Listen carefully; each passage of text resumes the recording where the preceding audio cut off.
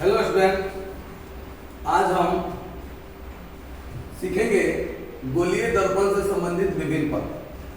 ठीक है, मैं जानेंगे कि गोलीय दर्पण क्या है और गोलीय दर्पण में जो विभिन्न पद आते हैं वो कौन कौन से है। आज उसको मैंने इस फिगर के माध्यम से आप लोगों को बताने की कोशिश कर रहा हूं। ये गोलीय दर्पण, ये गोल एक समझिए कि शीशा का एक टुकड़ा है। इसमें एक जो है मैंने एक रेखा लिया, इस रेखा का नाम एक्स अक्ष मान लेंगे। ठीक है, इस एक्स अक्ष को प्रधान अक्ष मानते हैं। फिर इसमें एक केंद्र C जिसका नाम वक्रता केंद्र है। फिर C से इसके परिधि तक ये काल्पनिक रेखा द्वारा दिखाया गया है, इसका नाम वक्रता त्रिज्या है। यहां इस बिंदु को P से यानी इसको ध्रुव बोलते हैं। ठीक है, ये गोलीय दर्पण के ये गोलीय जो ये भाग है जिसका परावर्तक सतह, ये गोलीय जो ये भाग है, मैं इससे हम आप लोगों को पहले ये बता दो कि गोलीय दर्पण क्या है। तो ऐसा दर्पण जिसका परावर्तक सतह गोलीय है, ऐसा दर्पण जिसका परावर्तक सतह क्या है, गोलीय है। यानी कि देखिए ये परावर्तक सतह कहने का मतलब है कि ये देखिए यहाँ इसको गोल प्रकार गोल है, वक्राकार है, तो ये समझिए कि गोलीय दर्पण कहलाता है। ऐसा दर्पण जिसका परावर्तक सतह क्या गोलीय है। गोलीय दर्पण का ये मध्य बिंदु जो होता है, ये गोलीय दर्पण है, इसका मध्य बिंदु इसको ध्रुव बोलेंगे।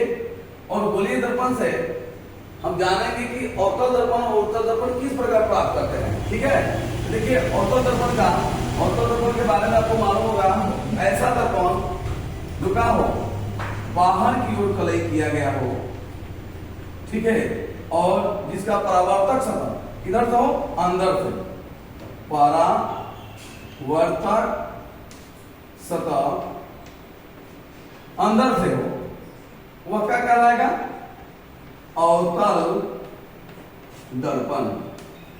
वह अवतल दर्पण कहलाता है। और फिर दूसरे तरफ, अगर इस दूसरे तरफ देखा जाए तो इसको भी P ध्रुव से सूचित करते हैं और इसका अंदर की तरफ कलई होता है। ठीक है, इसको कलई बोलते हैं। कलई का मतलब क्या होता है, रंगना। ठीक है, तो ऐसा दर्पण जो अंदर की ओर का हो, कलई किया गया हो, और परावर्तक सतह का हो, बाहर की ओर। परावर्तक सतह बाहर की ओर हो तो उसे हम उत्तल दर्पण कहते हैं। उसे हम उत्तल दर्पण कहते हैं। ठीक है, तो यहां मैंने आप लोगों को बताया कि गोलीय दर्पण क्या है। तो क्या बोलेंगे, ऐसा दर्पण, यहां ऐसा दर्पण जिसका परावर्तक सतह गोलीय है, गोलीय दर्पण कहलाता है। और इसके साथ साथ ये भी जान गए कि गोलीय दर्पण से हम दो दर्पण और निर्माण कर लिए। एक दर्पण का नाम क्या है, अवतल दर्पण, और दूसरा का नाम क्या है, उत्तल दर्पण। तो पहला क्या हो गया, अवतल दर्पण। ठीक है, और दूसरा क्या हो गया, उत्तल दर्पण। तो दोस्तों आज मैंने गोलीय दर्पण से संबंधित गोलीय दर्पण क्या है मैंने देखा कि ऐसा दर्पण जिसका परावर्तक सतह का गोल है, मतलब कि यहाँ जो भी प्रकाश की किरणें आएगी अगर अंदर से जा रही है, अंदर से की ओर जा रही है, अंदर से यानी कि ध्रुव P की ओर जा रही है, परावर्तक सतह जिस गोलीय दर्पण का परावर्तक सतह का हो ध्रुव P की ओर हो यानी अंदर की ओर हो वह अवतल दर्पण कहलाएगा। और जिस गोलीय दर्पण का परावर्तक सतह बाहर की ओर हो तो क्या बोला जाएगा, उत्तल दर्पण कहा जाएगा। ठीक है, तो इससे हम क्या निष्कर्ष निकला कि ये गोलीय दर्पण जो है, ठीक है, इससे दो दर्पण का निर्माण हुआ। पहला दर्पण क्या है, अवतल दर्पण, और दूसरा दर्पण क्या है, उत्तल दर्पण। ठीक है, अब अवतल दर्पण क्या है और उत्तल दर्पण क्या है, यानी कि वह गोलीय दर्पण जिसका परावर्तक सतह का हो अंदर की तरफ हो, वह गोलीय दर्पण जिसका परावर्तक सतह का हो अंदर की तरफ। अब समझिए यहाँ कि ये जो है ये परावर्तक सतह के बारे में हम समझते हैं कि यहाँ पर ये मान के चलिए उसको वहां से हम थोड़ा सा बाहर दिखाने की कोशिश कर रहा हूँ कि ये जो है बाहर की प्लाई किया गया है और ये परावर्तक सतह ये अंदर की तरफ, इसके अंदर की तरफ ये देखिए यहाँ ये कोई किरण है और किरण यहाँ से इस पर पड़ रही है। ठीक है, तो ये क्या है, परावर्तक सतह ये अंदर की तरफ है।